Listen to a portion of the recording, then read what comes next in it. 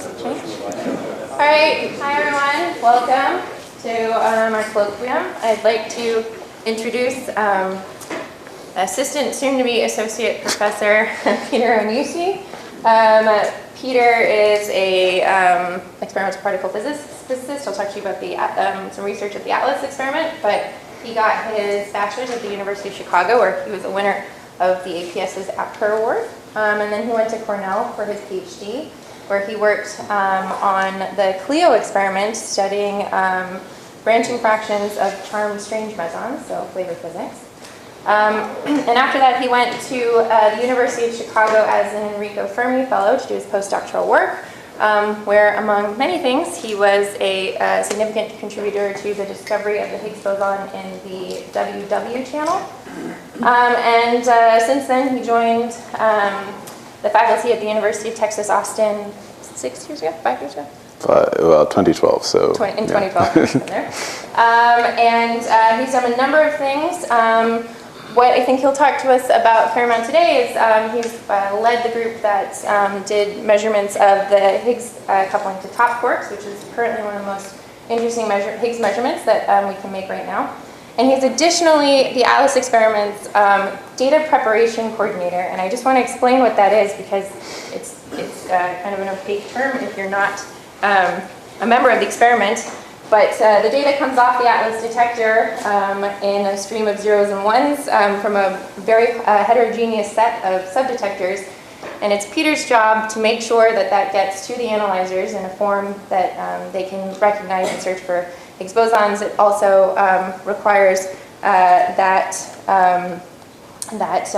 we know how much data was taken and what conditions those data were taken and everything. So for the entire 4,000 person collaboration, Peter's in charge of making sure that all works. So without further ado, let him start. All right, thanks very much, Lauren, and thanks very much for having me. So right up here, I have the LHC page 1, which is a web page that anyone can access, and it gives you information on the current status of the machine. So in fact, very recently, I guess basically a week ago, we had first beam in the machine for this year, and in fact, in principle on Thursday we might be getting first collisions, although not good for physics ones, so we have to make sure that to filter them out for users. So right now the LHC machine people are doing various optics things and recommissioning the accelerator for this year. So it's a bit hard to do this. Okay, so here comes the actual talk.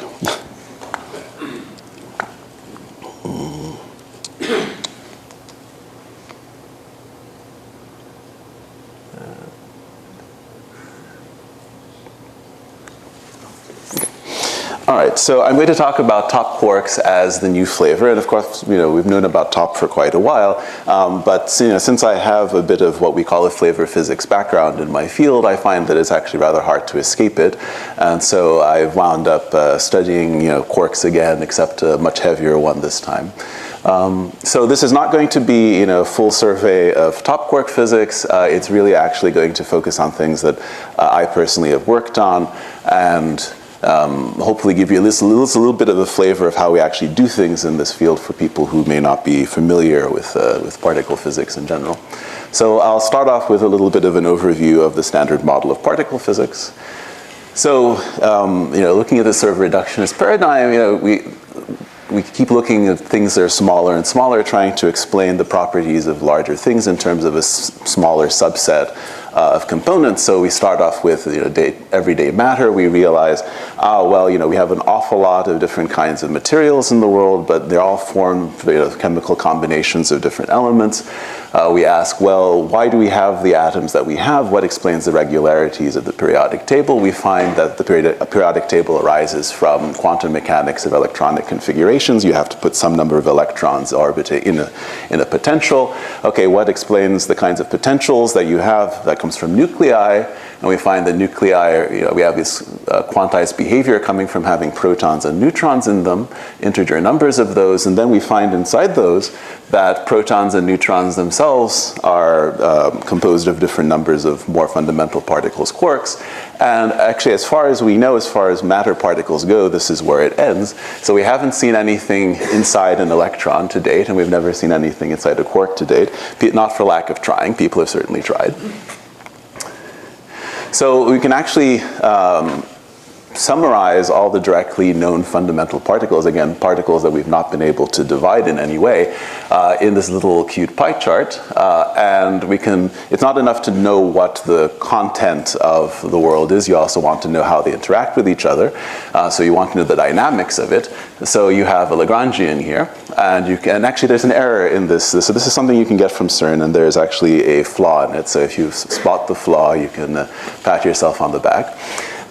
So the question that we're really trying to ask and answer is this a complete set of material and forces? And we actually know it can't really be, but this is what we know of.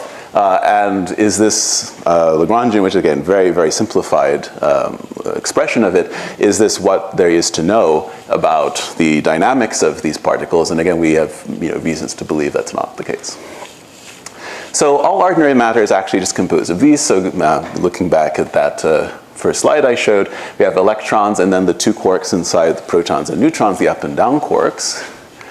And then it turns out that for reasons unknown, there are heavier versions of these things, so things with the same kind of dynamics, the same charges under different forces, but heavier for some reason. So you can also sort of tell the point at which people stopped trying to come up with Greek names for things and just switched to English. So we have heavier partners of electrons called muons and taus, and then we have up, charm, and top, and then for down, strange, and bottom. So these have a complicated pattern, which I'll come back to a bit later, of exactly of their relationships with each other, and no one really knows where this pattern comes from. On top of that, we've got these hard-to-see neutrinos. So 100 trillion neutrinos from the sun pass through you every second. You don't notice, so that tells you a little bit about how rare their interactions are. And studying the properties of these, which in some sense really are some of the least well-known particles that we have established exist. We don't actually know what their masses are, for example, as opposed to everything else. So this is a major part of the US particle physics program for the future. Then one of the major realizations is that not only is matter composed of particles, but in fact the forces between particles are also particles. So we have the particle of light, or electromagnetism in general, the photon, and given as we are visual animals, a lot of our culture is encoded in electromagnetic interactions. We have the gluon. This is the thing that keeps these up and down quarks actually bound into these objects, protons and neutrons, and not just those, but gives us other kinds of configurations of these quarks. The W and Z, which are a bit more obscure, the most direct relevance they have to us, they mediate radioactive beta decay, the W does, and allows the sun to shine. So the way the sun turns 4 protons into a helium nucleus involves the W. And then in the middle of this, of course, is, since I like to do Higgs physics, we put the Higgs in the center, obviously, this should be right. So this particle gives mass to the others in this picture. So looking at the dynamics here, we can actually sort of summarize what's going on in these different terms. So we have a term corresponding to the force particles moving, and again, this is highly summarized. This is cramming many, many lines of a thing together. We have the matter particle motion and its interaction with forces, and they're very tightly coupled together in terms of you don't have an awful lot of flexibility in how this term must be once you've chosen certain underlying mathematical symmetries. We have the matter particle interactions with the Higgs field, and this is much more free, in fact. We have the Higgs field motion and interaction with the forces, and then we have the Higgs field's self-interaction. So you see the Higgs actually shows up a whole bunch of places in here. So this picture is not at all complete. there are a lot of things that we know are not there. So the big thing is I've said, oh, look at these forces. Well, I haven't mentioned gravity, and since you're all sitting down, I think you believe gravity exists. So there's no verified theory of quantum gravity. There's no dark matter, or dark energy. So if you look at the universe, you do cosmologic measurements, you ask how much stuff is there, how much energy is there in various components, and you use general relativity, you go and measure, count things actually, you find that you don't have enough, you certainly don't have enough matter of our kind to explain the amount of matter that we conclude must be in the universe. And we also know that neutrinos don't have the properties that you would need to have for a viable dark matter thing. So it's not just that we have a lot of neutrinos and not just baryons. So basically, we know there must be some kind of dark thing out there. We also know, I mean, even worse than that, is that the majority of the energy budget of the universe at this time comes from something that isn't matter at all. It has the property that as the universe expands, there's more of it. So the universe is being inflated by this invisible source of energy. We don't know what that is. In this model, as is, there's not enough matter. It doesn't predict, if you start with a universe that doesn't have, that has no net amount of matter versus antimatter, you can't generate enough of an asymmetry to explain how much matter there is now, as opposed to antimatter. There's no neutrino masses in this model, although in principle most theorists would say it's an easy bolt-on. So, but we know that there are degrees of freedom beyond the standard model. We know neutrinos have masses. And also a somewhat more theoretical concern, naturalness, in that the parameters of the model regarding the Higgs field seem to be very highly fine-tuned in a way that doesn't seem sensible. So I'll say a little bit about, try and give you an idea of how the Higgs field works in terms of giving masses to things. And the top quark being the most heavy particle that we know of, this is a very strong interaction between the two of them. So this is spontaneous symmetry breaking. If you ask, well, what's the point of this whole thing? This is basically when we talk about electroweak physics, this is what we're talking about. What the fundamental point is, if you look at the weak interaction, so the thing with the W and Z bosons, that's a force, so there are charges involved. The same way that, what determines electric force? Well, you've got electric charges. The weak force, particles that experience the weak force have a weak charge. The thing is, if you actually ask what would happen if I put a mass term in the Lagrangian, just bare, you find that this would actually violate conservation of this charge. And that's a bad thing. We do not like violation of charge conservation. So what we do is we have a fundamental Lagrangian that is invariant, that doesn't violate charge, but we create a vacuum that does. So this is a sort of same principle that you have a ferromagnetic material. It has the ground state of it has all these domains where you have, at low enough temperature, has domains where spins are aligned, and you have a net field, and it picks out a preferred direction, even though the fundamental laws don't have any preferred direction in them, but the ground state has a preferred direction. Same here. Essentially, if you look at the potential that we posit for this Higgs field, and of course this is a supposition. This is not necessarily the full form of the potential. There could be more than one Higgs field, et cetera, but this is the simplest model. Then what you find is that the symmetric situation, where there is no Higgs field, is actually a local maximum of the potential, and that if you want a minimum of the energy, you actually want to be at some value that's not zero. So this drives the so-called vacuum expectation value, in which you actually have, the Higgs field is in lower energy if you have a non-zero field. And given the way this is coupled to the fermions, this vacuum expectation value winds up generating a mass term in the Lagrangian. But it does this at the same time as it generates an interaction of the fermions and some oscillations around this minimum. So the oscillations around this minimum are what we call the Higgs boson. And this says, well, the mass of the particle, which is determined by this constant y, which we call Yukawa coupling, that mass here relates, it not only tells you the mass, that y tells you not only the mass of the particle, but also the strength of the interaction between the particle and the Higgs field. So this is how the top quark gets its mass, and this is why the top quark is expected to interact with the Higgs boson. So there's this wonderful paper, which is actually just past its 50th anniversary. So it's called A Model of Leptons by Steve Weinberg. And if you read it, you sort of read it and say, okay, well, we're done. You know, it's, this is the answer to everything. So it doesn't have quarks in it, which is, which, okay, at the time it was not, there were good reasons for not having them there. But as far as the leptons are concerned, it's correct.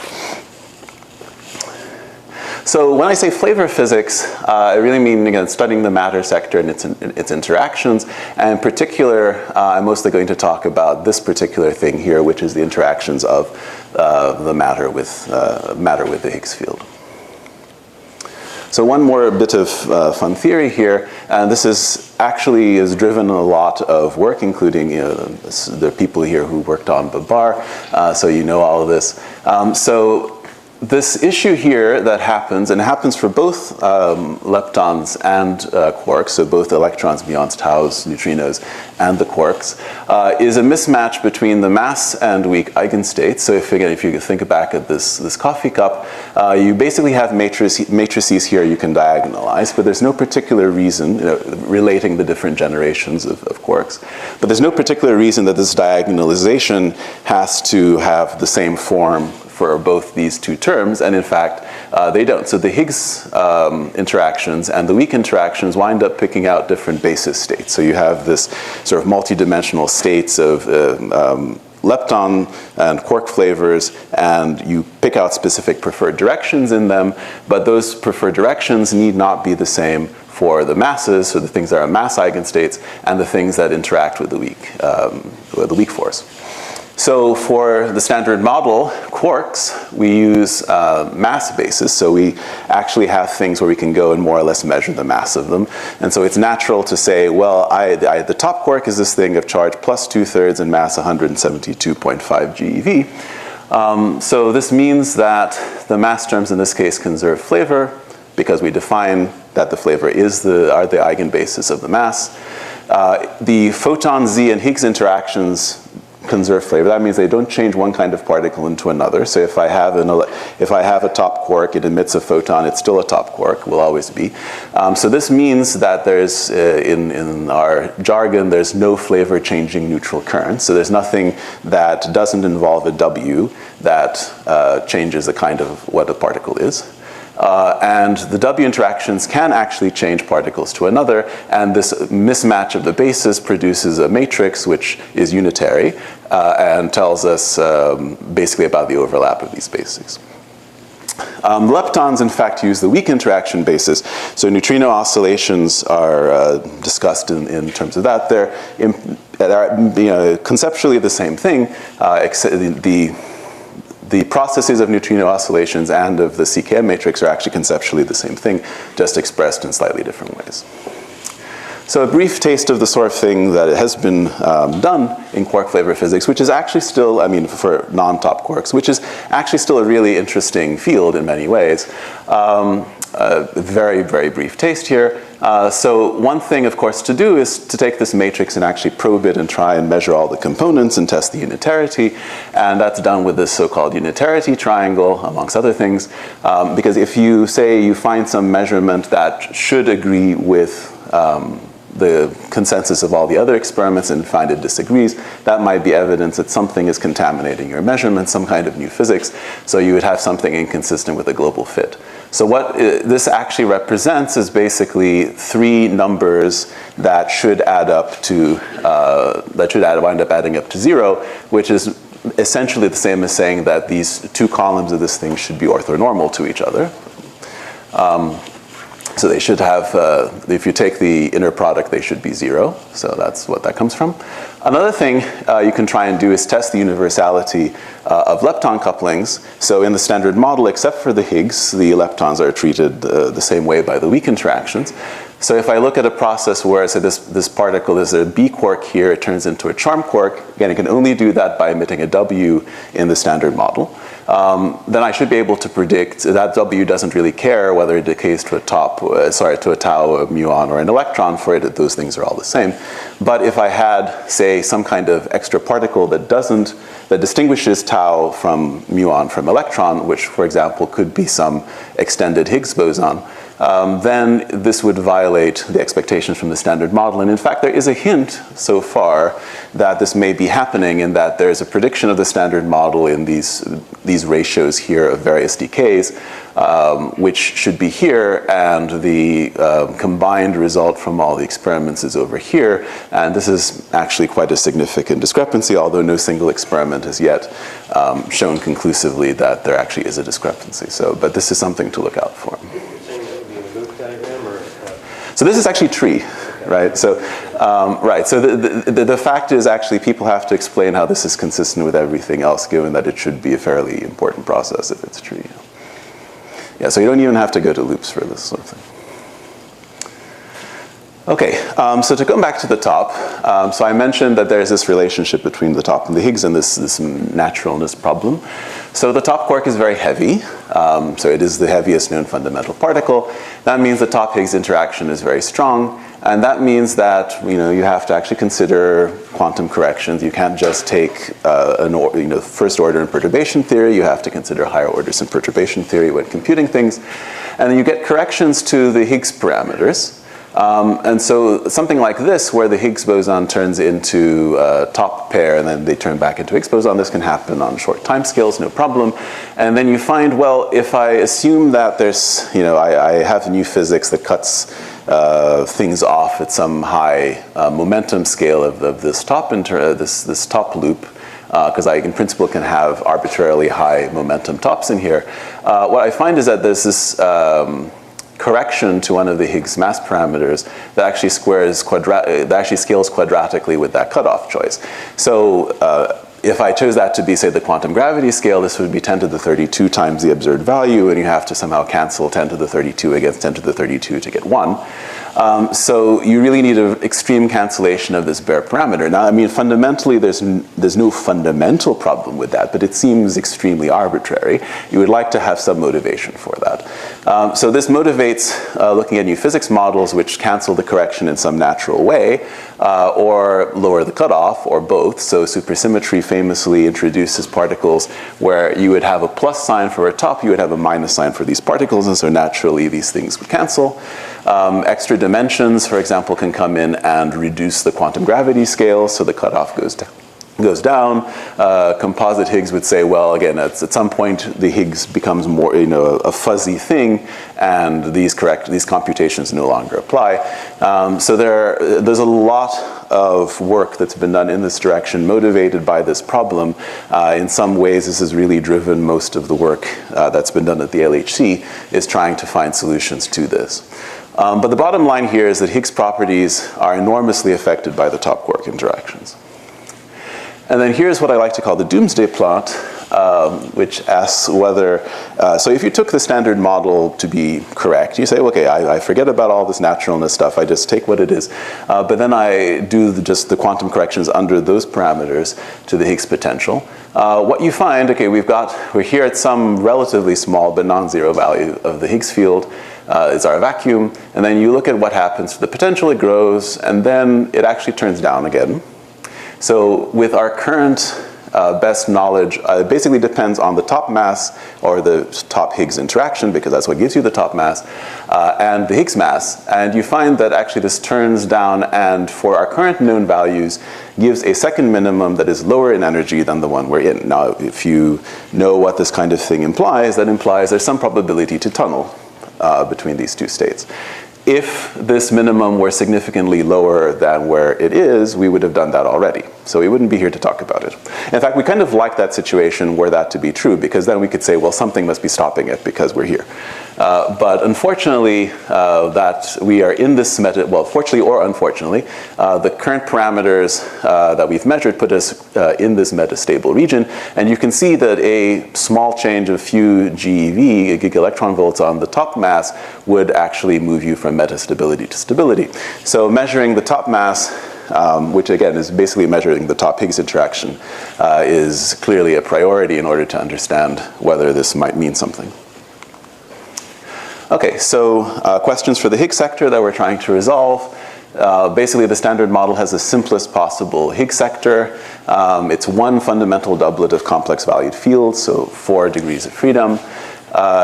we don't know if this is actually, if the simplest model is correct. Maybe there might be extra doublet or triplet or something. We don't know that these particles are in fact fundamental, because all other known spinless particles are in fact composite. And we don't actually know that the symmetry breaking potential is what we guess it is. So what you'd expect to see, things like modifications of the interaction strength if the Higgs is actually a composite particle, a composite field. If you had more degrees of freedom, you'd have more particles in the sector, but also you could expect modifications of the interaction strength and these flavor-changing neutral currents to appear. And if the new interactions we don't expect, and if the potential wasn't a quartic, actually self-interactions would be modified. So I'm going to talk about things in blue, modification of the top Higgs interactions, so measuring that directly, and flavor-changing neutral currents, searching for those. So to move to the experiment, the fun side. Okay, so here is a representation of where the LHC runs underground. It's actually sort of order 100 meters underground, so you don't see very much of it on the surface.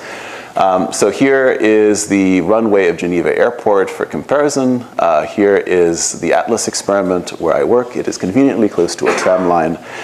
Here is where the essentially equivalent of ATLAS, our colleagues of the CMS experiment, are. They are not close to a tram line. So this ring, 27 kilometers circumference, more or less, actually has other experiments on it as well, beyond ATLAS, my experiment, and CMS, the sort of sister experiment to ATLAS. So ELISE is focused on heavy ion collisions, and LHCb actually does very interesting, essentially lower mass quark physics with a different kind of detector design, so they're very complementary to us. So we collide protons that have kinetic energy over 6,500 times their rest mass. So basically all the energy of these things is in their motion. It was first operational in 2009. We saw the Higgs in 2012. And in 2015, we got to near the planned energy of the machine. So here is a person biking between points. So this is actually, there's only so many ways to get into the thing, and if you're trying to get to an intermediate point, you take a bike. So this is very carefully posed at the French-Swiss border underground. This is what the experiment itself, what would look like if you could actually see it all at once, because the geometry of the underground cavern means you can't really. So this is, so here are people for scale standing where they shouldn't be, about 25 meters tall, 44 meters long. It's a very big thing, although most of that is actually air. So we have a fairly compact inner part of the detector, and then a large volume with magnetic fields in order to allow enough lever arm for measuring the particles' trajectory bending in the magnetic fields. So this design a lot of different kinds of detectors where you arrange them in the sort of onion shell pattern, where you do try and do non-invasive measurements first and then more invasive measurements later to try and collect as much information as you can about the trajectories and the properties of all the particles involved. So since computing is a thing I worry about, so here's some facts on that. The early data output of the experiments is order 30 petabytes, and we show no signs of reducing that. Actually, it turns out that the major challenge is not actually reconstructing the data. That you can actually do at CERN. The major challenge turns out to be simulating what we would see. So the problem is, of course, the universe is a very good quantum computer on its own. We're trying to do a lot of simulations of quantum mechanics ourselves, but it's difficult on a digital computer. And then you want to actually see how the detector would experience having a certain kind of interaction occur inside it. So that takes the vast majority of the CPU resources. These are run on the distributed worldwide LHC computing grid, which, as the last time I checked, is 170 sites over the world and about 260,000 real cores running pretty much all the time. Okay, so the general principle of what we do, we take these protons, we collide them, stuff comes out. Well, something happens first, but that's something, if we make a Higgs, that thing has a lifetime of about 10 to the minus 22 seconds. If we make a top quark, that's like 5 times 10 to the minus 25. We don't see those things directly. What we see is that these things, they decay into something else, and those things decay. And by the time you get to stuff that has lifetimes of microseconds or later, then we can actually have it move far enough for us to actually see things. So we get some particles out, and in the end, some things are actually detected, and then it's a bit of an interesting jigsaw puzzle to figure out what is consistent with having produced what we saw. So we're looking for the long-lived particles that come from these collisions. So and I talk about why is this interesting? What is qualitatively new about this in terms of making top a new flavor? Well, only 2 accelerators on Earth have ever had enough energy to make top quarks or Higgs bosons. And if you look at sort of this bar chart here, essentially all top quarks that have ever been made on Earth have been made at the LHC. So we have roughly 70 million of them, have produced roughly 17 million of them, and the amount that was number produced at the tevatron much smaller. So once you have that kind of numbers, you can actually begin to do lots of really detailed investigations that you couldn't do when every top quark was supremely precious. So this is what top quark pair production looks like. So I mentioned, all you see is the remnants that live long enough. So what's happened is we made a T and a T bar, so a top and an anti-top. The top is decayed to a W boson and a B, which is what it does essentially all the time. The anti-top has gone to W and B bar, and in this case, the W is decayed to a muon and a neutrino, and this W has gone to an electron and a neutrino. So what we see in the final state is a muon here, an electron here, and these are recognized by the different patterns of energy deposition in different detectors, how far they're able to penetrate. And then we have these 2 bunches of particles that contain quarks, so these hadrons, which we identify as having arisen from B quarks. So we never see quarks on their own, we only see them bunched up with other quarks, but we're able to tell that these actually came from Bs. And how are we able to do that? Well, it turns out that the B quark lives just long enough for us to be able to see that it flies a macroscopic distance. So if we look at the particles coming out from the collision, so this is the primary vertex, this is where most of the particles are coming from, we see that we have a bunch of particles here that, when reconstructed where they came from, actually come from a point that's displaced. So this fact that something has flown from this collision, from this primary interaction point to here before decaying, gives us something very consistent with the idea that was actually the time it took for a B quark to decay. So we collect data at a fast clip. At the design luminosity, which is expressed in these weird units of area per second, we actually produce 8 top pairs per second, and we exceed that. So this year we expect to maximal run at twice that. So we routinely run higher than the design. So this is data accumulated per year. Again, some units, don't worry about it, but higher is better. And the best year we've had for LHC operations was in fact last year, and we're hoping to do as well or better this year.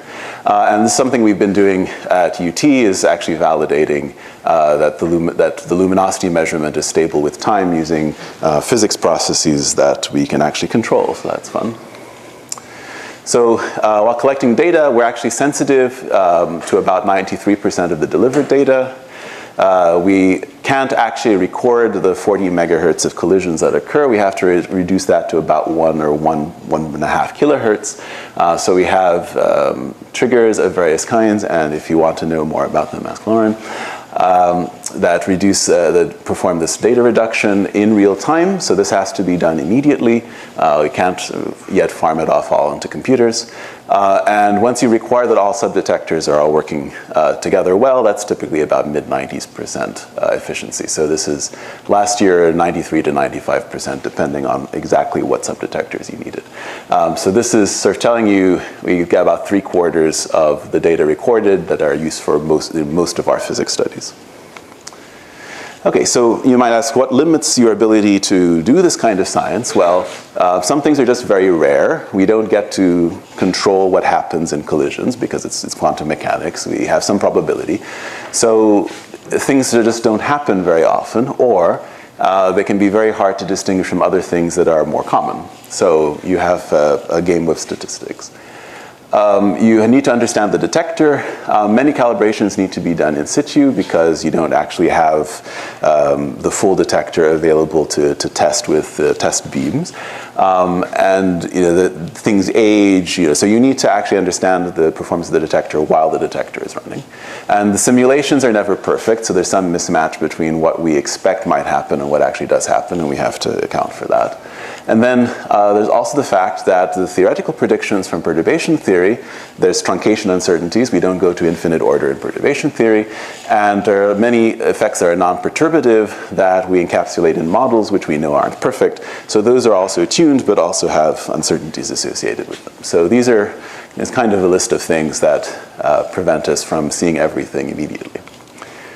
So we've done measurements of benchmark processes, so covering something like 10 orders of magnitude in production cross-section, production rate, from proton-proton to anything, to down here proton-proton to a pair of Z bosons. And these are measurements at different energies, the points, and the bands are theoretical predictions. And things look pretty good there. So at least we have some belief that we can have theoretical predictions for processes at the LHC. So a couple of things that we worked on at UT. So proton structure, you actually have to understand what's going on in these collisions. So one thing is say, well, you're colliding things inside the proton, so partons, quarks and gluons. So do you actually understand that behavior? Because that's one of the non-perturbative things I mentioned.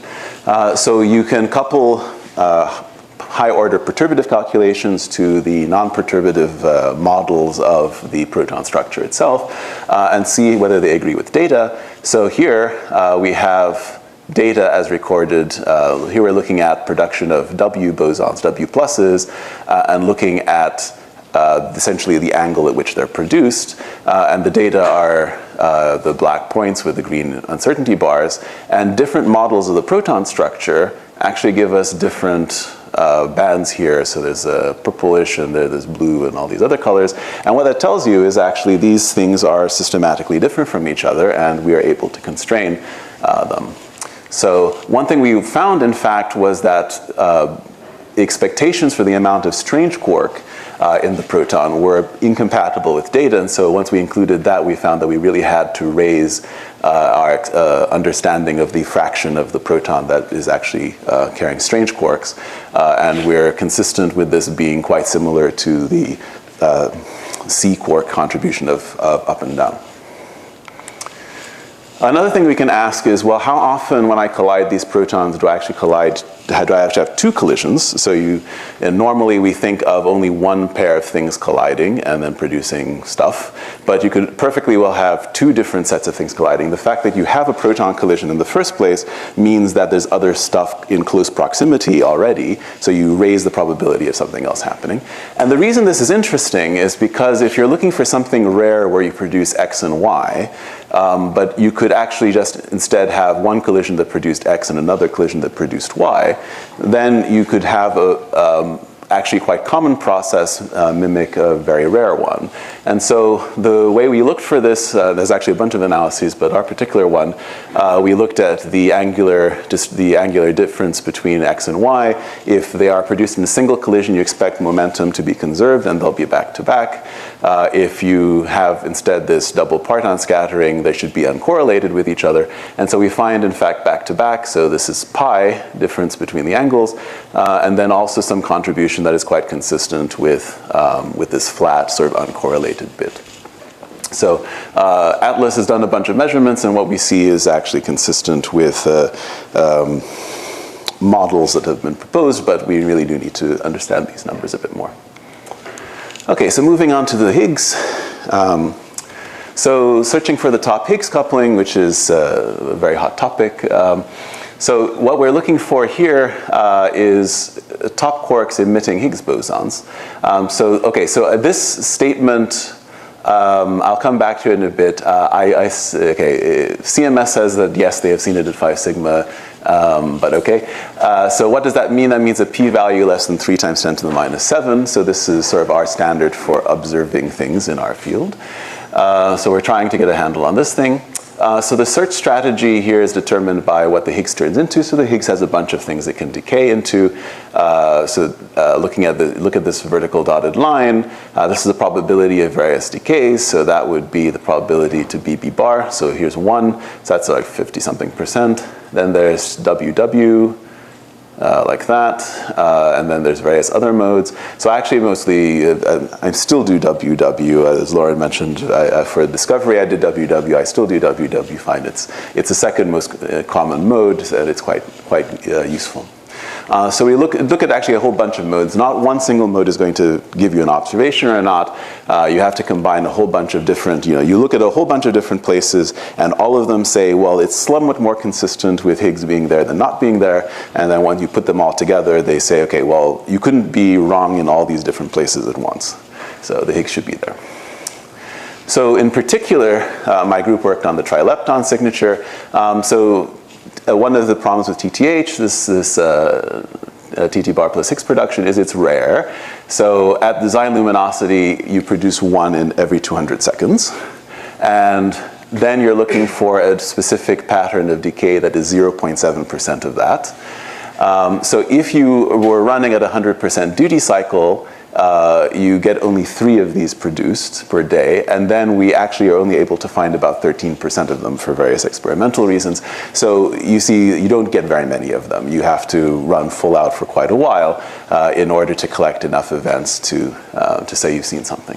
But you expect certain patterns in the detector. So in this particular case, we've chosen to have 3 electrons or muons of some combination. We don't expect any correlation of whether they're electrons or muons. We expect 4 jets of hadrons. That's basically we have 4 quarks, and 2 of them are B quarks, so we expect to have that displaced vertex that I showed. And then there's various things arising from the angular momentum. You go and play with the Clebsch-Gordan coefficients, and you'll find that you expect that the leptons should be, a pair of leptons should be close to each other. And then since you don't see the neutrinos, you have some momentum imbalance in the event. So there are some backgrounds. I won't go into them in great detail, but these are just other things that can happen. So instead of a Higgs, we have a Z boson or a photon. So that actually gives you the same kind of final state, except, okay, here you expect to see a peak at the Z mass for the mass of the leptons, and in fact we do. So we see this process, and we can normalize that process from data. We also have situations where a lepton comes out of a B decay, or a photon converts into an electron-positron pair. So this we have to determine directly from data through some complex things you can ask me about later. So since I would like to highlight the work of my student, instead of showing the normal analysis, I show the alternate analysis that we did. So this first paper on run 2 data is public. In fact, we just got the notification it was published today. What we did in our case was, instead of running, so the nominal analysis uses very powerful multivariate analysis techniques. It runs boosted decision trees on boosted decision trees, and then foams everything in 5-dimensional space and all that good stuff. And it has good sensitivity. We actually get almost as good sensitivity by choosing 3 or 4 variables and then chopping things up in those. So if you are close to the screen, maybe you can actually see what the selections are. But the point is, as you go from left to right, the red part here, which is the expected contribution from TT bar Higgs production, grows. So we get a higher signal to background on the right, and you can see the data points are consistent with the adding the red, and they're less consistent if you take them out. So if you actually combine all these things together, none of the channels themselves, again, these are a whole bunch of different decays that are looked at. None of them by itself is able to conclude anything super significant, but once you combine them all together, you get a measurement compared to the ratio to the standard model of 1.6 plus 0.5 minus 0.4. Okay, so that's still not statistically significant by our standard, but it's getting there. If you then take that and combine that with other measurements that were made, what you find combined is 4.2 sigma. So again, on this thing, it's Not observation, but very good. And we expect 3.8, so that's telling us it's consistent with, we're not somehow giving a much stronger evidence than we would expect to for the standard model. So if you combine everything, it's 1.2 times the standard model plus or minus 0.3, so perfectly compatible with standard model. If you look at the systematic uncertainties, at this point we're really worried about how good our measurement is, and not just whether we can see it or not. You find that quite a few of these are actually theory uncertainties. So we have significant experimental uncertainties as well, but we do need to basically understand some of the theoretical modeling of these backgrounds and the cross-sections for that. So here's the asterisk. Yesterday, CMS put out a claim of a 5+ sigma observation, and you can ask me about that later. Okay, going back, so we haven't actually repeated this exercise, but we did it for run 1. For earlier data, you can combine all the different Higgs analyses together and parameterize the Higgs interactions in different ways, and do this comprehensive analysis, see how much you scale the standard model couplings by, how much you're allowed to scale them by. And if you look at the top Higgs interaction, which is this row here, we are combined Atlas and CMS results, compatible. We were compatible at 2 sigma. We're going to be much more compatible with the standard model now because both of us have measured stuff compatible with it now. But this is actually, you're able to pick apart couplings to Z bosons, W bosons, top, tau, B, gluon. So this is actually, and you can even say that the undetected decay fraction is less than 34%. So we're not missing more than a third of Higgs decays. But the point is that really there's still a lot of room for modifications. This is a very large scale, and so you could easily sneak 10% in there, and that's quite reasonable discrepancy, and we would not have seen it yet. 20% easy. Okay, so a brief thing about these flavor-changing neutral currents. So as these aren't, in fact, in the standard model, they're at an extremely small rate, 10 to the minus 15, I think. So you're just not going to see them. But if you have more complex Higgs sectors than just the one of the standard model, you could in fact you could create this coupling. So this would cause the top quark to decay into a charm quark and a Higgs boson, so we can go look for that. So we've done that. We actually reinterpreted the results that I showed earlier, with trilepton and 2-lepton events. And what we found was consistent with no signal, but also consistent with some signal. So this is something to look at again. And I will just say there's actually updates for run 2, and we have a paper that should be coming out very, very soon on this, so stay tuned. Okay, so future, so just a few things on the LHC program. So we're currently near the design energy. We don't expect any massive increases of the energy in the near future. So we'd like to go to the design, which is 14 TeV. We already surpassed the design luminosity, so that's good. Although the design luminosity was only ever a stepping stone, we expect it to do better. So through the mid-2030s, the plan is basically that you have luminosity increases. This is a bit out of date. So this actually, somehow I didn't get the latest version of the slides. So this actually is now 30 times because we took enough data last year. So we're going to get, we need major accelerator detector upgrades for this, and lots of people are involved with those. And after that, perhaps we get an energy increase with stronger magnets. So this is going way off the end of this chart in terms of plan. So it's not just accelerator, you can collect more data, just run things and do things the way you've always done them. There are lots of improvements of other kinds to come, in particular analysis techniques. We've actually had very fruitful collaborations between theory and experiment for this. Generally, I think final LHC results are probably better than we currently predict because we'll just be better at doing analyses. So there are a whole bunch of ideas that people are working on to improve sensitivity, to do better, to reduce systematics. My group has some interest in the non-shaded things. So some new opportunities, as I mentioned, the top mass and the top Yukawa coupling are intimately related. So we can also do top mass measurements. As you get more data, you can try and use different techniques. So this is one that we've been studying here for people in the know. It's using J size as a proxy for B jets. But by collecting lots of data, you can determine the difference between this red Gaussian-ish thing and this blue Gaussian-ish thing, and that corresponds to 5 GeV difference in the top mass. But the point is we can actually get, this is really statistics limited, and by the end of this year, we're actually going to be competitive statistically with some other normal measurements of the top mass. So this is something, again, it's enabled by taking more data. For far future, LHC is really the only place we're going to be able to study top Higgs interactions for a long time. There are many statistically limited topics, even with HLLHC. In the 2030s, we might get new colliders that can improve, give us better measurements. So for example, if we have this thing called the International Linear Collider, we can imagine reducing the top mass uncertainty down to 40 MeV, so over an order of magnitude improvement, which would be great. So here, from the Japanese effort on this, is a celebrity, and Lynn Evans, who is head of the ILC project. So here are a bunch of people that I've had the privilege to work with doing this research. And here is a place in Texas. So thanks for your attention.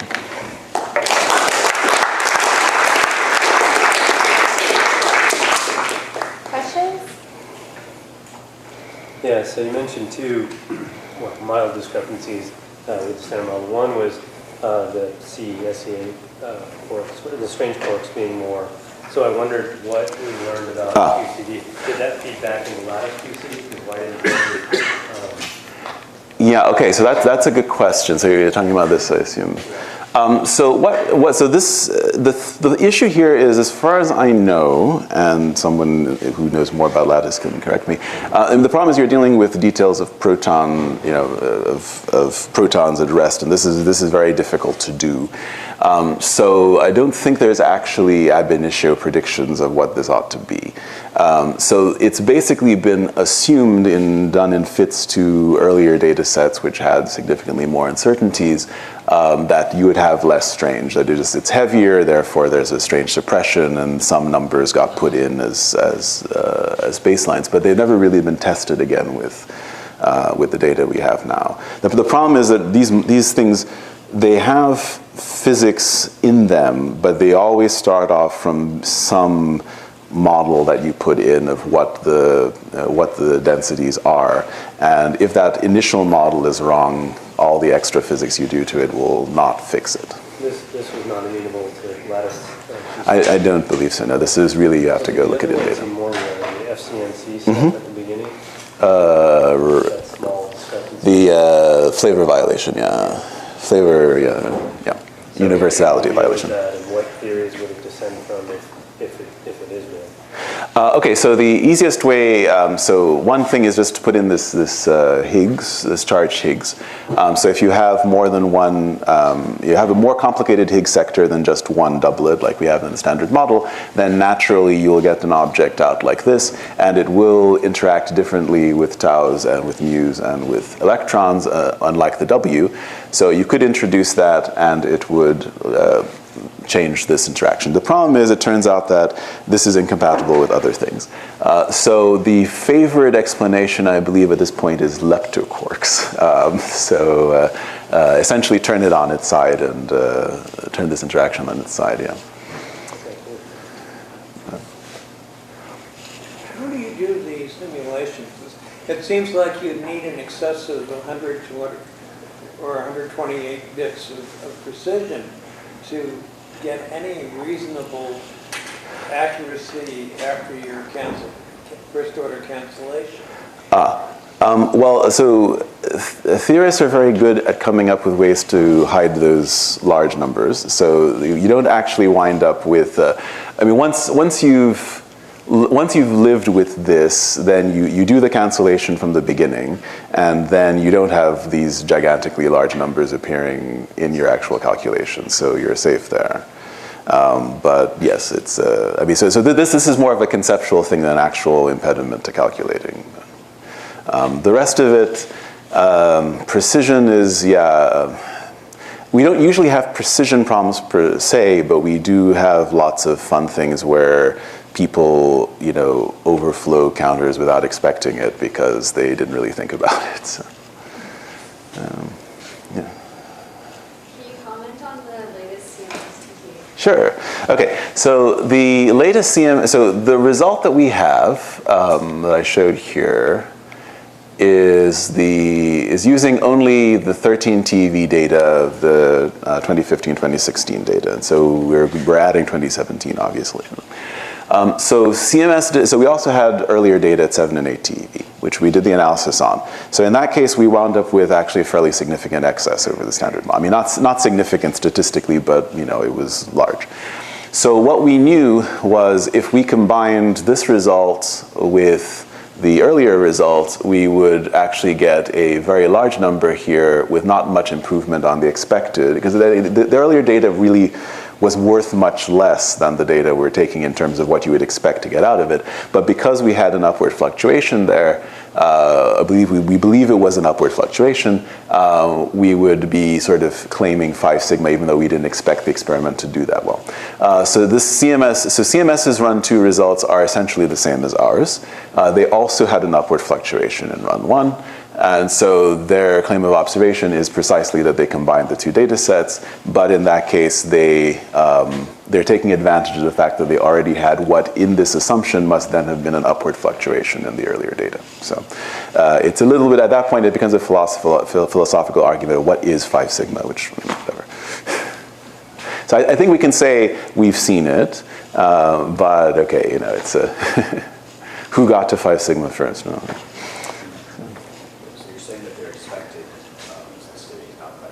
Yeah, the expected is 4.2.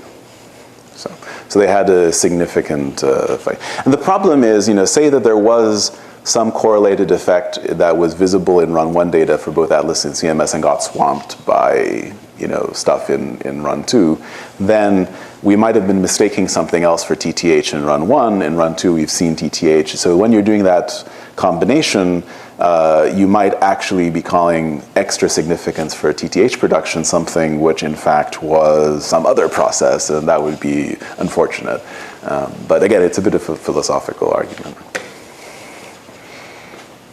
More questions? I wanted to ask about the double parton scattering. That's of course a very nice measurement. I want to think it's nice you can do it at the LHC. So to be fair, this is the least powerful way of doing it, but so where does double parton scattering get important in terms of being a background to another process you'd want to measure? So one of the famous issues is same sign W production. So if you produce W plus or W minus, so then you've got you don't have total charge 0, which, okay, so you have to arrange for some interesting initial states to get that to happen. So that's quite rare in the standard model and could be used as a probe of how the W bosons interact with the Higgs field and with each other. The problem is that you could produce 2 W bosons in different scatterings with the same sign, and so it's believed that similar kind of kinematic effects here, that they just don't quite look the same, allow you to select for W plus produced like this instead of like this. So they're actually not so worried about it now, but they realized, oh no, actually this might be something we have to worry about. And just in general, if you're really doing rare studies, you should actually at least stop and ask yourself whether this could happen. Certainly when we started this particular analysis with this W and a J psi, we didn't expect this to, we did the calculation, we said, oh, actually, this is something like a third of our signal. We didn't expect that. Actually, we expected 0. So the fact that we saw anything here at all was actually very interesting. But then, okay, on top of that, we saw this contribution. So. Very nice one. Are there any other questions? All right, no, thank you. Yeah, thanks again.